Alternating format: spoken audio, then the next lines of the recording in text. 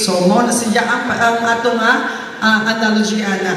So, ang pinulungan nga purgatorio, usa di ay ka, usa ka ha? Usa ang pinulungan nga purgatorio, usa siya ka, kinat sila nga pinulungan. So, dili di ay siya binisaya, dili English, dili Tagalog, or any dialect, kinat sila na siya nga pinulungan. So, di mabasa nato sa CCC 1472 ningon ang purgatorio usa ka kahimtang sa purifikasyon aron ang usa mahimong andam moatubang sa Dios. Okay, maabot ta diha. Padayon. Okay, sa ikaduha nga punto, naa ba sa Biblia ang purgatorio? Kay lagi man na ato makaisunan, hilig man na sila gitawag nga kung dili mapasa sa Biblia, dili tuuhan. Mapito na nga, ayaw mo anong tuon ng mga Katoliko kay mga bakako na. Masigi sila tuon ng purgatorio nga di mabasa sa Biblia. Karon ang pangutana, ang ila bang gibasa unsa man? Kinat sila ba? Kay sa ganang ilang gamiton, binisaya, English or Tagalog. Wa man ana sila ng Latin, kay di mas nakasabot, kaya wa man ang nilagi studyhan. Kay lagi, na 6 months na, pagbasa sa Biblia, nahimo ng pastor. O mo na nga, di na sila mo, tuo, kay kung unsa na sa Biblia, mora na ilahang tuuhan. So, manikdihan mag-iingon, sa mga bersikulo, nga basihan, diha na tumabasa sa La Sagrada Traducida de la Vulgata, nga version sa Biblia. O so mabasa din na sa 1 Pedro 3:19, ningon din na, Esperatos las almas y por cárcel el purgatorio. So naa di ay, so kinsa naghatag og bakak na istorya. Kita po sila. Sila kay ilang nga pagtuon limit ra. No di sa ato kung kinanjud nato nga susihon. Kay ang pinulungan lagi lahi-lahi man nato ang ato nga mga version. So unsa pa? Nabasa nato diha sa 1 Corinto 3:8 ningon din na premio e purgatorio. Kung kana ba ato silang sakyan ang ilahang mga aligasyon nga sila nga dili mabasa ang purgatorio sa Biblia. Pero mabasa di ay. Pero sa lahid lang pinulungan nga mao natong gamiton ang kanang Latin. Oh, so sila diha found na sila sa ilang pagtuon sa ilang mga miyembro. Okay. Okay, katulo. So, ngano ang uban dili mo tuo sa purgatorio? O mamani, sila ni atong gipasabot, kay lagi, mo gamit sila og Biblia, pero gusto lang nilang paklion nga katong ilahang mga doktrina. Sama ani, supak mga ilang basahon. Diyan sa Mateo 25:32-33, ningon din na, ang tanan daw sa kalibutan tigumon sa iyang atubangan. Unya, bayno niya sila sa duha ka pundok, sama sa usa ka magbalantay sa hayop nga maglain sa mga karnero gikan sa mga kanding. Ibutang niya ang mga karnero sa iyang tuo ug ang mga kanding sa iyang wala. O ila daw interpret nila. Duha ka pundok, langit o impyerno. O langit ra o impyerno, why purgatorio? Mabasa sa Biblia, duha ka pundok. Ang problema, kay lagi sila, kung sa ilang basa naman tayo gitawag na eisegesis o exegesis. Kanang exegesis, kung unsa ang context sa Biblia, dapat mo sunod ta diha. Di kaya ang ilang gibuhat, ilang gigamitan eisegesis nga. Kung unsa ilang ginasab na sa Biblia, ilang pag-interpret sila kaugalingon. Nga di man sila unta ang writer ana. O dapat mo follow ta kung unsa ang gipasabot diha sa konteksto. Okay, padayon. Sumuli ang mga kasagaran nga ilahang ipahayag ng mga teksto. O diha sa Ecclesiastes 25:32-33, ningon din na ang mga buhi na sayod nga mga matay sila. Apan ang mga patay wala na ning baluan bisan unsa.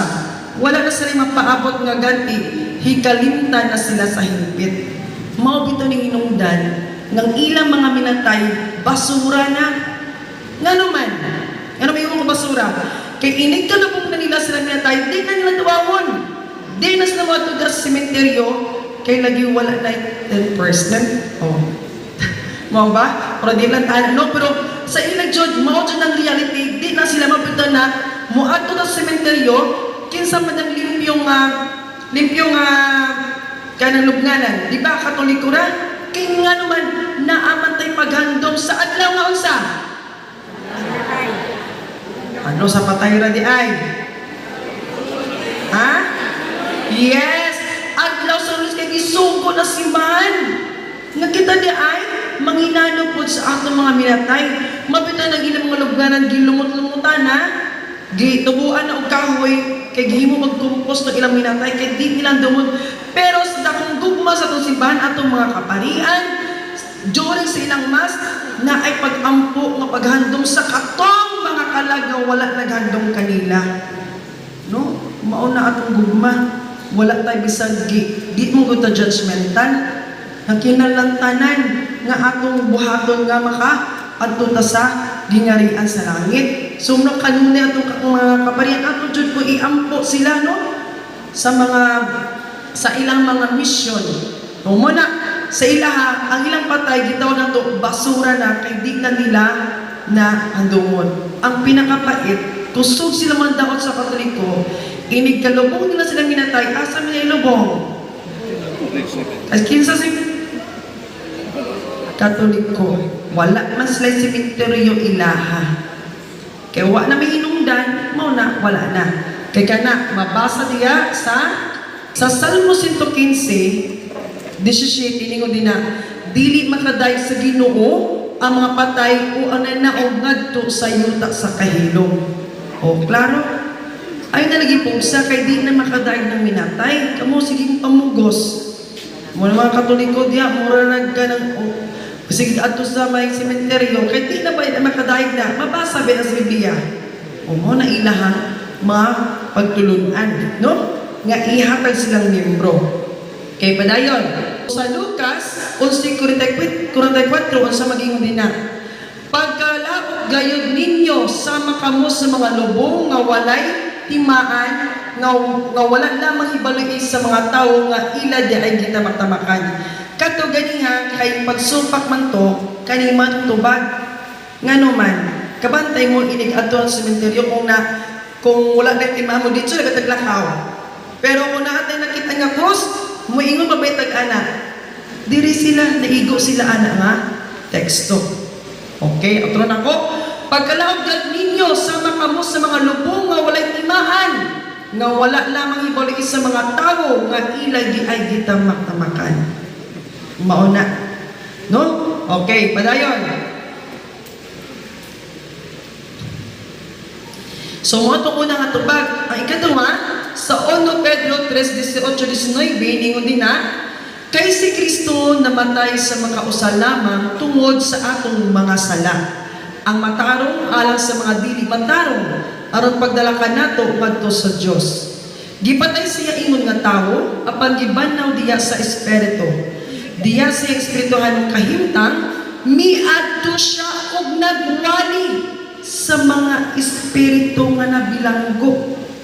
Pangutana, katong giadtoan ni Kristo, langit ba kato? Ha? Ang ito dili? Dili! Nga na magwali ba man siya nito? Kaya ang nasa langit, wala na may kagulanan, wala na yung mga masaman. Wala na kagaanan, wala na may mga pag-antos sa langit, kalipay na atong maaguman. Eternal life ng atong maaguman. Karon, katong yato ni Kristo, impyerno ka to? Dili po. Kay sa impyerno, wala na chance nga makaluwas dito. Kay dito, hangtod sa hangtod, magpagkot ang atong nga nipon sa kasakit, sa atong bation nga mga kaguol. Sa akong gingon ni Monsignor, nagiingon to niya nga, ang impyerno di ay di lang kay puro kalayo na yung makalilisang nga naw sa yawa, yang kaguol nga wala kasabot nga hangtod mo yung bation. So mao ni karon kay mao ni ingon ni Kristo, ingon siya nagwalis sa mga espiritu nga niblanggo. Kadto ka di jud matawag na to nga impyerno, di po matawag na to nga langit, kay sa langit wala may bilanggo. No? Sa impyerno di po to nga namang magwali naman si Kristo dito. Padayon ta. Unsa man ang sisisi? Ikaw sister. Unsa nang sisisi? Catholic? Ha? Catholic Catechism? No? Church nga atong mauna ang mga libro nga atong gikuha basihan. Kay kung ang sa simbahan sa panggobyerno na yung mga rules nga balaod na apuntang gikuhan ana nga mauna nga pagasundon. Okay? Nakuha na to? Nanawala na bro. Okay, so dito na ta sa ikaupat. So hapit na ta mo humano. Ang ikaupat, unsa ang naa sa purgatorio? Ikaw sis, unsa man ang imong idea, unsa man ang purgatorio? Unsa man ulan ba na diha? Gasno? Unsa man? Dili ko kay sister. Ikaw sis. Na-imagine ang murag ngit-ngit. Ngit-ngit. Ikaw sis. Wala. So, unsa ka ang naa sa purgatorio no? Ha? Unsa ka na? Sige, atong padayon ni ato jud ibasahan sa Biblia kay kani mga atong mga kaigsuonan kung di pa na sila mo accept kung istorya ra dapat imo jud po sila basahan. Kaya nga naman, mabasa niya sa Zacarias 13:9 ingon din na, putlion ko pinaagi sa kalayo kining ikatulong nga bahin. Putlion ko sila sama sa usa ka tawo nga maputlig plata. Ug surayan sila sama sa pagsulay sa bulawan. Mosangpit sila sa akong ngalan ug tubagon ko sila. Muingon ako, sila ang akong katawan ug muingon usab sila si Yahweh nga maong among Dios. Unsa kuno ang pagtuyo? Ang kahimtang kalayo diri gyapon. Pero ang kanindot kay bisan sila mga kahimtang nga naa sa kalayo, giangkon sila sa atong Ginoo nga sila ang akong katawan nga naman kay naay chance nga makalingkawas sila sa kana nga kahimtang. Di sila forever nga diha. Sila ang akong katawan meaning kay naa sila makalingkawas sila sa ana nga kahimtang. Nagets ninyo? Nakuha? Okay. So mo na gani nitubag ganin ang mga tao diha si Yahweh nga mao ang among Diyos. Okay? Or sa gipadayag 21:27 nga wala makasulod sa langit kung adunay mancha or buling sa sala. Ba nimo di man dita kasus langit na atay mancha or buling sa sala. Nga naman atong kaigsuonan nga kung mayon sila mo claim sila luwas na. Naka-encounter ba mo ana? Nga mo claim sila nga luwas na? Kasagaran no, naadyan mo nga mo claim sila luwas na. Kung luwas na ka, anong naabang man ka diri sa kalibutan? So mao na mga bakak nga mga pagtulunan nga ilang nadawat sa ilang mga pastor. Kay tungod, kita nga mga Katoliko, di jud ta mo claim ana. Kay nga no, ang tao manggod dili perpekto. Makasala sa una-una sa polo o wala pagibot. Kanunay ba nato na hisgutan inig magsimba ta kay akong sala. O diya, sa pulong ba nakasala na ganit ka sa imo pang huna-huna. Mauna, di jud ta mo claim ana kay kanunay ta makasala bisan sa imong huna-huna. Okay, kani sa Salmo 7:11 ningon din na, ang Diyos matarong nga maghukom o kanunay nagsilot sa mga dautan. Kung sa siya ko no, matarong siya nga maghukom. Tagaan mo na ko example aling duha ka makasala.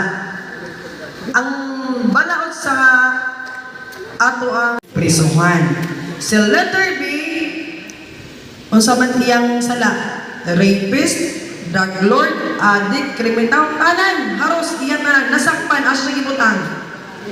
prisuhan. Kinsa nilang duha ang makagawas? May chance nga makagawas? Ang letter A. Kaya gikawat, cellphone, pwede naman tayo uli. Pero kay latest, mga iPhone yung gikawat, mahala po. Pero pwede uli, pwede po nga, usaman. Oh. How much more ang Ginoo nagpalansang sa cross aron kita tubuson sa atong masala? Unya yun ako sa atong mga kaigsuunan nga ang gagmay daw sa itambong sa impyerno. Nayusi siya bang ginawa na? Wala gayud kung inana ang pagtuon sa ang mauna ang hununa sa Ginoo. Kita gani ang mga tao na may tibalaod gani kay ang tao na ay gitawag nga duha ka klase nga sala. Venial o mortal. Ang binyal maagi na siya, mawala na siya pagi sa pagsimba nato. Kanang mortal nga kinanglan gayod nga ato na siya itong bisaw kay bugat naman na. Bisag unsa klase nga mortal, basta tinud-anay ato dyan na buhaton nga mangupisal ta.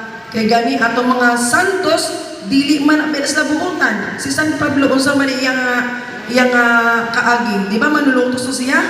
O ngano niyo mo santos? Kitungod ang Ginoo, mintas mo'y mata, kinahanglan magbalik sa Ginoo. Kaya inigamatay na to, wala na tayo di natakap ang pangay pa sa ilo. Mintas mo'y pata kung may mo, ato dyan ibalik doon na to sa Ginoo. Kaya kanunay man tataw mo na malita, makasalata, mahuyang. Pero kung kanunay tamusang ka sa Ginoo, atong kasing-kasing, tana na mawala. So muna.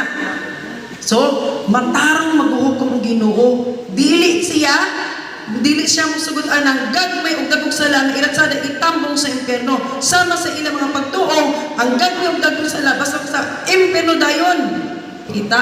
So ganan ang batanan, no? Arang kanindot nga makit-an nato ang Ginoo sa in the future.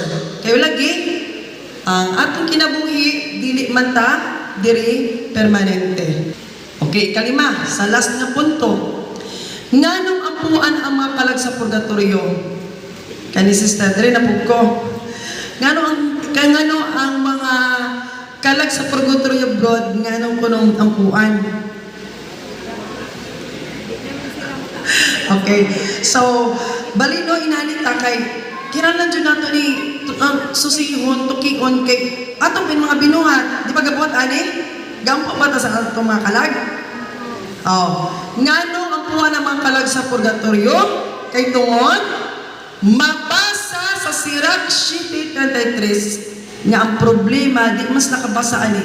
Kay ilang libro, 66 naman. Kita naman ta ani. Kay sila naman, igo malag sila anay mga pagturunan sa Sirach kay sa mga nakay mani, wa sila anak, manong di sila matuo. Kung sa gingon din na, panghatag kanunay sa tanan nga mga buhi ug ayaw hikalinti ang paghandom sa mga nangamatay. Gisugo di ay na nga ayaw jud hikalimtan. Okay ra dahil nimo nga inig imong mama, imong papa, imong igsuon ni kamatay imo na kalimtan. Kay tungod bisag patay na templo na sa ang atong nga lawas. Nga sa ila sa yunon ra munang pausap klase nga paghandom nga mga memories nga maayo nga ilang nabuhat. Ang paghandom nga pagsabot anak mao pagampo nga atong matag nga mauna kanunay nga inig misa magpa misa ka sa patay. Kinanglan jud na nato no nga buhaton kay ilahan na need. Kay sa ilang kahimtang vice versa naman ta. Ang buhi alam matabang para sa mga patay. Ang mga patay, ang mga kalagmo na to ang pag-ampupod para sa mga buhi. So muna, giklaro gayon na sa Sirach 7:33 nga mabasa dyan nato sa Biblia. Dili na ako ang Biblia kana ni Ingon. Okay, padayon. Sa 2 Makabeyo 12:43-45 ningon din na sila nag-ampo aron ang nabuhat nga sala mawagtang halad para sa patay nga nagpakita nga pag-ampo makatabang sa nangamatay. Okay, kay nga naman, kung sa man nakasulat niya, sa 1 Juan 5:16 ningon na, sa lang dili ikamatay, nagapakita ang adunay laing-laing matang sa sala, ang uban ang kinahanglan og purifikasyon. So naaday ko ni sala nga dili kamatay, no? Nga siya makalingkawas ana. Okay, diha mabasa nato sa CCC 958 nga ang pag-ampo para sa mga nangamatay makahatag og dakong tabang sa ilang kaluwasan. So klaro kayo. Okay.